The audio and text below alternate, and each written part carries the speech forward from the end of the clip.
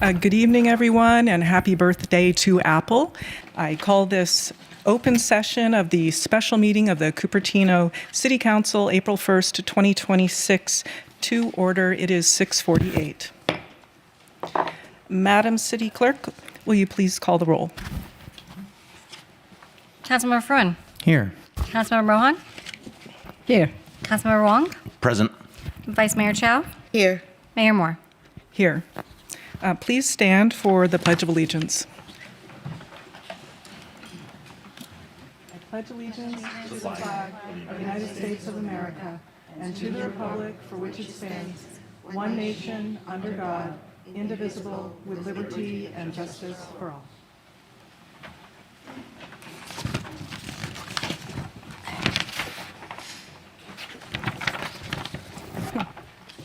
Okay, Madam City Attorney, do we have a closed session report?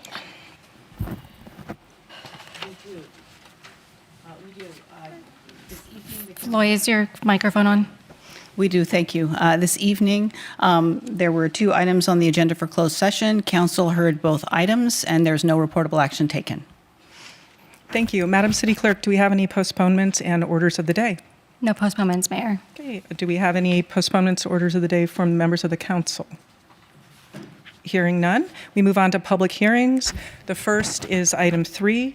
The subject is to consider a tentative map, architectural and site approval, and tree removal permit for the construction of a 51-unit townhome condominium development on, move on to the Summerhill Homes site, which is also known as Evulich Court. Madam City Manager, do we have a... Mayor? Yes? I don't think we called the roll just yet. I did it out of order. Thank you.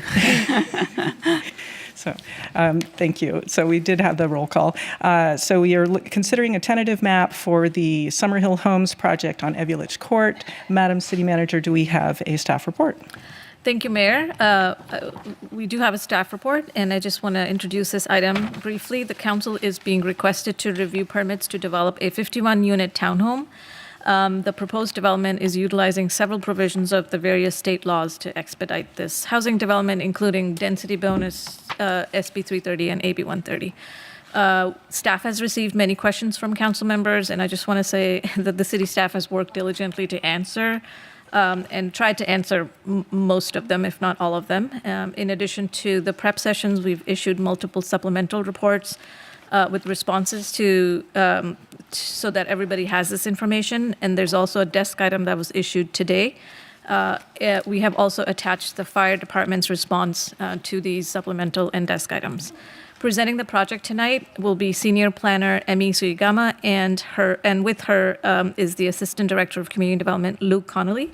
In addition to the Interim City Attorney, Floy Andrews, we also have Pam Lee from Elshire and Winder to answer any questions. And with that, I will now turn it over to staff for the presentation.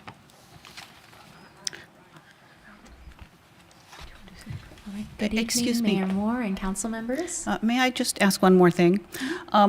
I think that it would make sense for us at this moment to address seemingly controversial conflict of interest issue. Okay, Thank please. you. I just wanted to address the fact that I have spoken at length with Councilmember Mohan, and we have talked through the details of the location of her home, which is approximately 930 feet from the development site. And we worked through the regulations, and there are 5 specific determiners that one looks to determine if there's a conflict based on a council member's real property being within a certain distance of a project development. When a property is within 500 feet, it's basically the council member who owns the property is conflicted unless there's clear and convincing evidence that there is no conflict. When the property is within 500 to 1,000 feet from the property, then you look to 5 specific factors to determine whether there's a conflict. And any property that's greater than 1,000 feet is presumed not to be material, so no conflict. And those factors are the development potential of the project, of the property, of the home or the piece of property owned by the council member, its income producing potential, its highest and best use, its character by looking at traffic levels, intensity of use, parking, view, privacy, noise levels, or air quality. And as you look at those specific items, you determine whether those items will be impacted, whether the home of the council member will be impacted in any of those categories by the project to be developed within the vicinity of the home. And the councilwoman and I looked at those in detail, and she determined that her home would not be impacted by the development, and the conversation suggested to me that that is true. And then in addition to that, we hired an appraiser who is specialized in these kinds of issues, and he spent some time looking at both properties and considering the neighborhoods and the development site, and he orally reported to me that he felt that there was no conflict, and his conclusion was that the council member is not conflicted based on the location of her home, and he will be providing a written report to that effect early next week. And so the conclusion is that Councilmember Mohan's home is somewhat in the neighborhood, but it's 950 feet away from the project site, and it's in a area of single-family homes, and it's included within the middle of that area. So her home is really protected from the busier streets that might have more parking, might have more traffic. And so my conclusion is that she's not conflicted, and it's my understanding that Councilmember Mohan agrees that she is not conflicted and doesn't feel conflicted. Is that true? That is true. And so Councilmember Mohan will be able to participate in the vote on this item. Thank you. Thank you. I see a hand raised by Vice Mayor Chow. So has the city sought any comment from the FPCC on this matter, which we usually did earlier? We haven't because there wasn't enough time.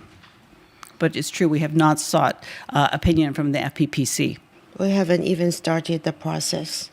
Well, it's not a necessary step. Many cities don't go through that process, and so we have not done so. Back in 2019, when I first got on the council, and my home is about 950 feet from the property line of Vocal. And the city attorney at the time advised me that they immediately got into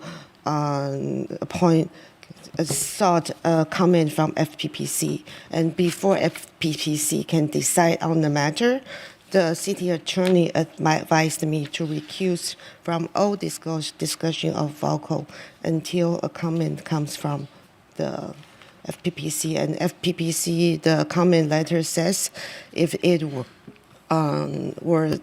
general plan amendment to a citywide issue, I'm not conflict. However, if it's a specific project approval, they will decide at that time. So that's the common practice, I believe, that we have been doing in the city.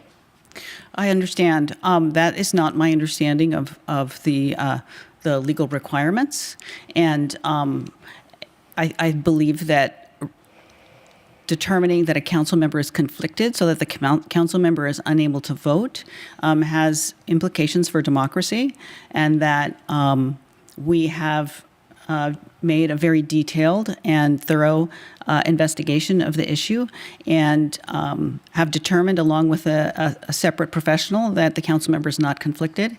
And we certainly can ask for sort of like after the fact advice from the FPPC. But for today, I think that the councilwoman is in a position to vote. Thank you. Councilmember Wong? I also object to this. While I like Councilmember Mohan very much, I think the challenges in this room, many housing advocacy groups and other lobbyists have pushed really hard in the past to tell certain members that they had to be recused, and we applied the same standard on the FPPC requirement, even though maybe that was incorrect. It just feels that this is unfair. I'll just leave it at that.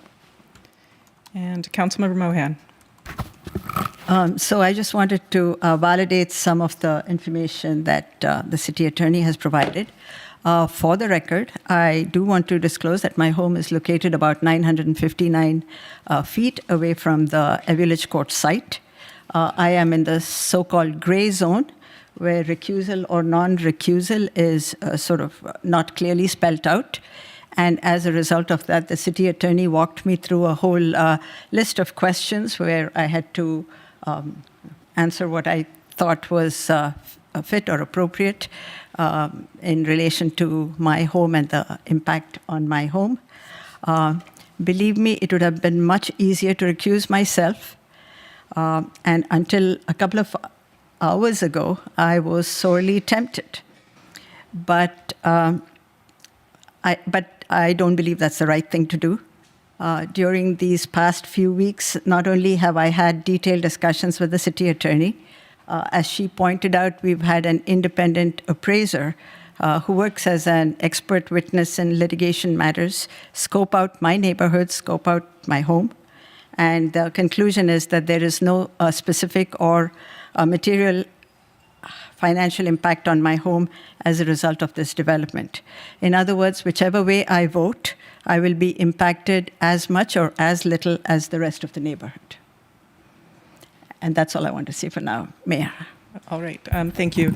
In contrast, I'm about 600 feet as the crow flies from the Finch property. However, you can't get there from my house directly. You need to go about 1,500 feet to access that site.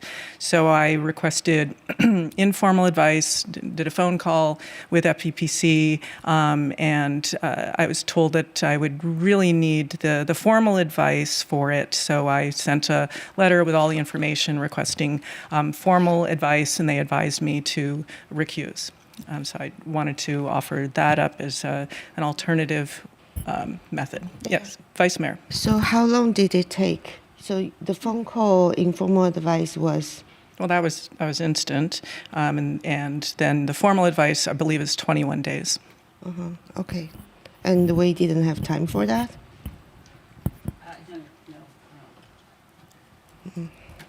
No, Vice Mayor, we did not. I would respectfully disagree because we knew the item was coming, and then we've postponed it. But with